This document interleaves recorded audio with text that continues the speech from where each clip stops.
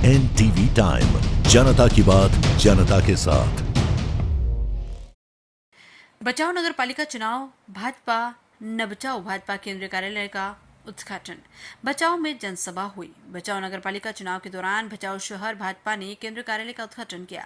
प्रथम द्वीप प्रज्वलित करने के बाद फीता काटकर कार्यालय का उद्घाटन किया गया। कच्छ सांसद विनोद भाई चावड़ा, कच्छ जिला भाजपा अध्यक्ष देवजी भाई वटचर्चा रापर विधायक और कच्छ जिला राजपूत क्षत्रिय समाज के अध्यक्ष श्री वीरेंद्र सिंह बी जाडेजा, गांधी धाम विधायक मालतीबेन माहेश्वरी, मोमाया भाई गढ़वी, बचाव तालुका भाजपा अध्यक्ष वागजी भाई छंगा, नगर अध्यक्ष विशाल भाई कोटक, भचाऊ नगर पालिका के पूर्व अध्यक्ष विकास भाई राजगोर, कुलदीप सिंह जाटीचा, अविनाश भाई जोशी, आईजी जाडेजा चुनाव में बचे सभी सदस्य और सदस्य वीरजी भाई दफड़ा, नेता कार्यकर्ता, जिला पंचायत के सदस्य, तालुका पंचायत के सदस्य, नागरिक बड़ी संख्या में उपस्थित थी। प्रत्येक प्रवक्ता ने कहा कि बचाव नगर पालिका की चटनी की औपचारिकताएं अभी बाकी है। भारतीय जनता पार्टी ने चुनाव जीत लिया है।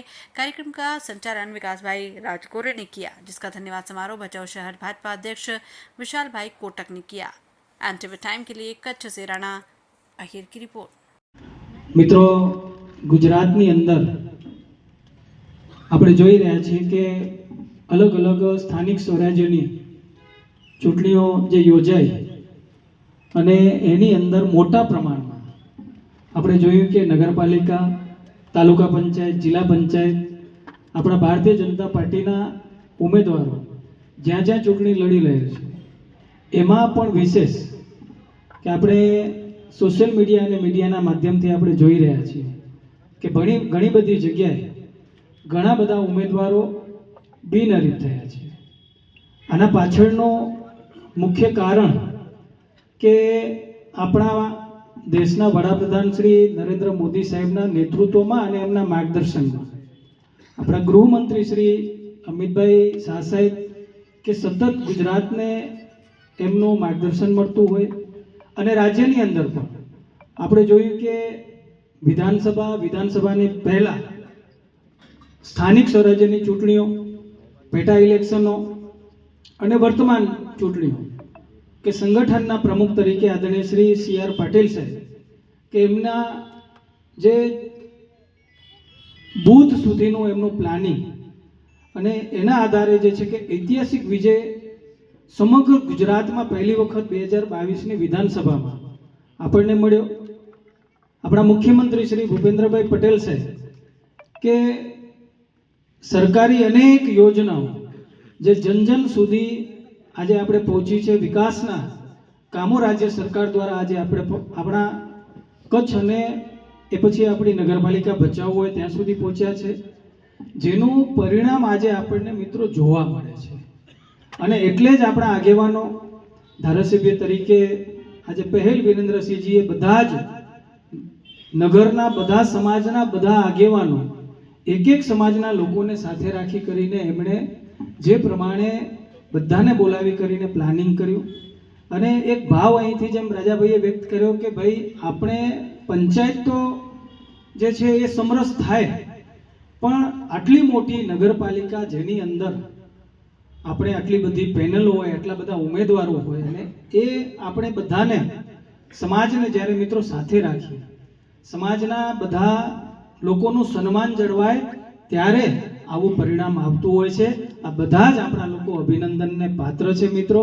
અને ગુજરાતમાં જે આટલી મોટી સંખ્યામાં જે નગરપાલિકાઓ સમરસ થઈ છે એની અંદર એક આપણી આ બચાવ નગરપાલિકા આજે આપણને જોવા મળે છે। ખરેખર હું બધા જ સમાજના આગેવાનો, આપણા નવનિયુક્ત આપણા બધા નગરસેવકો અને વિશેષ હું આદરણીય શ્રી વીરેન્દ્રસિંહજી અને આપણા ધારાસભ્ય શ્રી બેન શ્રી માલતીબેન મહેશ્વરી એમને હું હૃદયથી ખૂબ ખૂબ અભિનંદન આપું છું।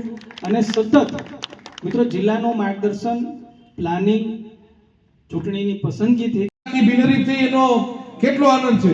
ત્યારે મેં બધાને એક જ જવાબ આપ્યો કે નગરપાલિકા બિનહરીફ થવી એ તો બરાબર સ્વાભાવિક કે ગામમાં એક સાથે મળીને એવો નિર્ણય લીધો તો બિનહરીફ થઈ ના પણ થઈ હોત તો સામે કોંગ્રેસના એક પણ ઉમેદવારની ડિપોઝિટ ન રહે, તમને વિશ્વાસ છે। પણ બિનહરીફ થઈ એના કરતા વધારે આનંદ છે કે અમારે ગામનો જે આ સંપ છે, જે એકતા છે ને એ માતાજી ભગવાન નાથજી દયાથી જળવાઈ રહ્યો, એને અમને વધારે આનંદ છે। અને આજે પણ ભગવાનને ઉપરવાળાને પ્રાર્થના કરીએ કે આપણા ગામનો જે સંપ છે, જે એકતા છે, એ જળવાઈ રહે. બધા પત્રકારો આ જ વાત કરતા હતા કે આ પ્રકારેનો સંપ હોવો, આ પ્રકારની એકતા હોય, આ બધા ગામમાં શક્ય નથી. મને પૂછ્યું કે આ કેવી રીતના તમે બધું મેનેજ કરો છો, ત્યારે એક જ વાત કરી કે આ ગામમાં ક્યારે મારો તારો નથી કર્યું, ક્યારે ઊંચો નીચો નથી કર્યો. સગો ભાઈ પણ ખોટો હોય તો એને ખોટો કહેવાની હિંમત રાખી છે, અને ગમે એ માણસ હોય ને ગમે એવું કામ હોય ત્યારે એના સાથે ખભે ખભો મલાવીને ઉભા રહ્યા છીએ. રાતના 2 વાગે દવાખાનાનું કામ પડે કે પોલીસ સ્ટેશનનું કામ પડે તો રાતના 2 વાગે 4 વાગે પણ જાગીને દવાખાને પોલીસ સ્ટેશન ભેગા ગયા છે. એમના છોકરાઓને ભણવાની વાત હોય કે કોઈ પણ વાત હોય ત્યારે ગમે એવું કામ હોય, એનું રાજકીય કામ હોય કે સામાજિક કામ હોય, કે કોઈ ગામમાં 2 વ્યક્તિ વચ્ચેનો ઝઘડો થયો હોય તેમાં ક્યારે બરતામાં ઘી નથી ઉમેર્યું, એને ભેગા બેહાડીને એનું સમાધાન કેમ થાય એનો પ્રયાસ કર્યો છે. એના કારણે મિત્રો આ પરિણામ શક્ય બન્યું છે. ત્યારે આપણી બધાની એકતા આ બની રહે. આ આપણા ગામનો મેસેજ જે આખા ગુજરાત લેવલે છે, દેશ લેવલે ગયો છે, એટલે આપણે ખૂબ આપણા માટે ગૌરવની વાત છે. હવે કોંગ્રેસના જે વ્યક્તિ 4 ઉમેદવાર છે એને પણ અહીંથી જાહેરમાં અપીલ કરું છું, તમે બધા પણ આવી અને ભારતીય જનતા પાર્ટીના ઉમેદવારોને જાહેર ટેકો સમર્થન કરી દો. કારણ કે તમે જીતવાના નથી, તમને ખબર છે.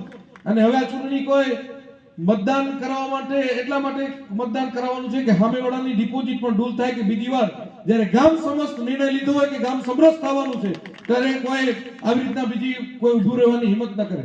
એટલે આપણા જે બાકી 6 સીટો બાકીની છે, જેમાં સામે પક્ષે ખાલી 4 ઉમેદવાર છે, અને ઉમેદવારોને પણ આપણે બધાએ લગભગ 90% કામ તો ઓળખતું નથી, પણ ક્યાંક આપણને ખબર છે કે એમની કઈ રીતના ઉમેદવારો છે, તે બધાની ડિપોઝિટ ડૂલ થાય એવી આજના દિવસે આ ચૂંટણી સભાના માધ્યમથી આપ સૌને અપીલ કરું છું. અને ફરીથી બધી જ સમાજો અને મુસ્લિમ ધર્મના પણ આ સૌ આગેવાનો ઉપસ્થિત છે એમનો પણ આભાર માનીએ કે એમને પણ જેટલા મને સમાચાર મળતા હતા કે આ કોંગ્રેસમાંથી લડે છે, હું ફોન કરું આગેવાનને કે ભાઈ આને ટિકિટ આપે છે એટલે જમાત સીધી જઈને ના પડે, નથી લડવાનું, એટલે એમનો પણ પૂરેપૂરો સહકાર આપણને રહ્યો છે. બધી જ સમાજોનો પૂરો સહકાર રહ્યો છે. ત્યારે કહેવાય ને કે કોંગ્રેસને ઉમેદવાર પણ પૂરા 28 ન મળે, 28 માંથી માત્ર 17 જ ફોર્મ ભરાણા, એટલે 11 તો એમને ઉમેદવાર ન મળ્યા, અને 17 ઉપર એમાં 2-3 ઉમેદવારો બબે જગ્યાએ લડતા હોય, અને મોટા ભાગના ઉમેદવારો એક પણ જણાને એમ ફોન કરીને નથી કેવું પડ્યું તું ભાઈ ફોર્મ ખેંચી લો. બધાય જણાએ ફોર્મ ભરીને સામેથી કીધું કે યાર ગામ સમસ્ત નિર્ણય લીધો હોય, તમે બધાએ આગેવાની લીધી હોય, અમારા નાના મોટા કામ દી રાત કરતા હોય ત્યારે અમારે ફોર્મ ખેંચી લેવું છે, એમ કરીને બધાએ ફોર્મ ખેંચી લીધા. ત્યારે એ બધા ઉમેદવારોને પણ ખરેખર હૃદયપૂર્વકનો આભાર માનું છું. કારણ કે આ ચૂંટણીને ગામ સમરસ છે એવો મેસેજ દેવા માટે એમનું પણ યોગદાન છે, તેમને પણ અહીંથી આભાર માની અને અભિનંદન આપું છું.